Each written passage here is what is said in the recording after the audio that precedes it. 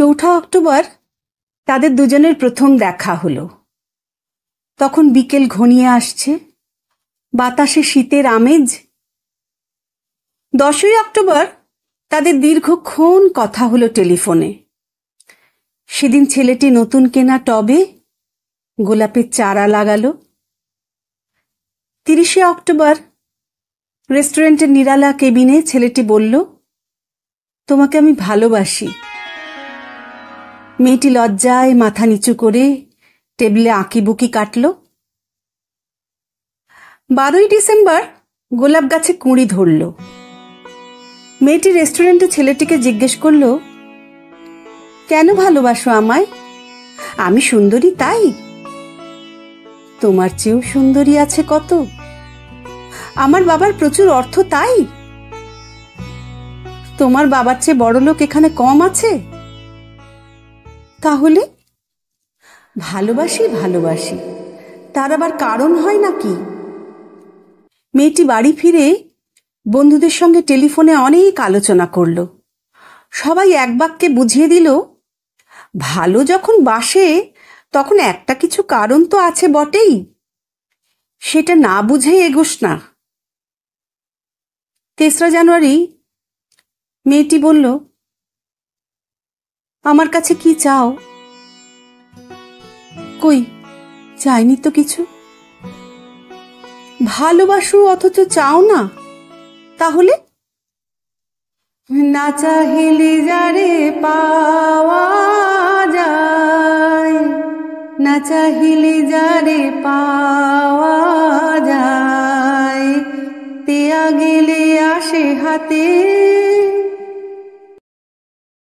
এ তো গান। শুধুই গান? তাছাড়া কি? কিছুই যদি না চাও তবে ভালোবাসো কেন? ভালোবাসি, তাই ভালোবাসা দিতে চাই। চাইবো কেন? তুমি সত্যিই অদ্ভুত। 10 ফেব্রুয়ারি দুজনের দেখা হলো মেট্রো স্টেশনে, পাতালে। ছেলেটি বলল, আমি কাল সারা রাত বাঁশি বাজিয়েছি। সারা রাত সেই সুরের মায়াবী আলোয় তুমি নাচছিলে। অসামান্য, অনন্য সে নাচ। ধ্যাৎ, কাল সারা রাত আমি ঘুমিয়েছি, আমি কিন্তু তোমার নাচই দেখে গেছি সারা রাত। তোমার বাঁশি একদিন শুনতে হবে। 12 মার্চ ছেলেটি বাঁশি বাজালো। মেয়েটি শুনল। সময় থমকে রইল অনেকক্ষণ। বাঁশি যখন থামল, মেয়েটির 2 চোখ ভরা জলে। বলল, বাঁশি শুনতে শুনতে আমার ঘুম এলো আবেশে। আমি দেখলাম আমি নাচছি, মেঘের মাঝখানে তারাদের পাশে আমি নাচছি, আকাশে ফুলের গন্ধ।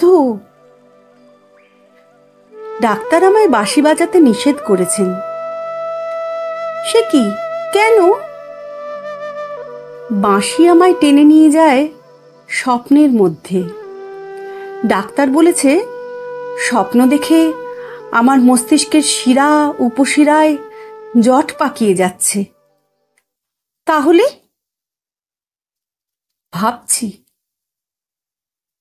16 এপ্রিল মেয়েটি বলল, আমার বন্ধুরা বলেছে তুমি খুব ভালো, অসাধারণ, কিন্তু তুমি সৃষ্টি ছাড়া, তোমার স্বপ্ন সব অর্থহীন।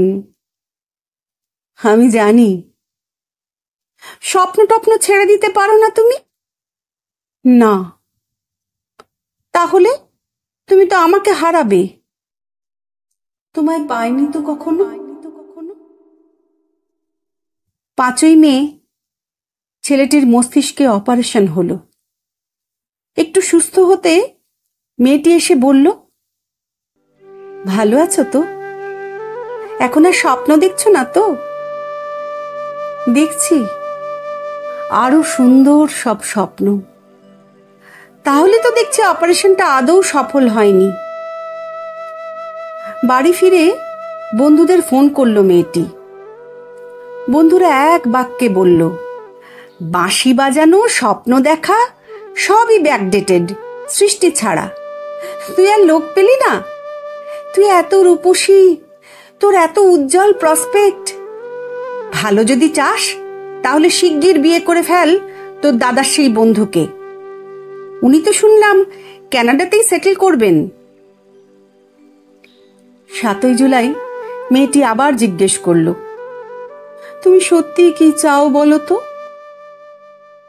তুমি আরো সার্থক, আরো সুন্দর হয়ে ওঠো, ব্যাস, আর কিছু না। আর চাই স্বপ্ন দেখতে। ও, স্বপ্ন তাহলে তুমি ছাড়তে পারবে না? না। তাহলে থাকো তুমি স্বপ্ন নিয়ে। 12 আগস্ট গোলাপ গাছে ফুল ফুটল অনেক। সেদিন দুপুরে ছেলেটির মস্তিষ্কে আবার অপারেশন হলো। 13 সেপ্টেম্বর ছেলেটি মারা গেল। 14 সেপ্টেম্বর মেয়েটির শুভ বিবাহ সুসম্পন্ন হলো কানাডাগামী সেই পাত্রের সঙ্গে। 20 সেপ্টেম্বর গোলাপ গাছটি হঠাৎ ঝড়ে উপড়ে গেল। সেদিন সন্ধ্যার বিমানে মেয়েটি হানিমুনে গেল।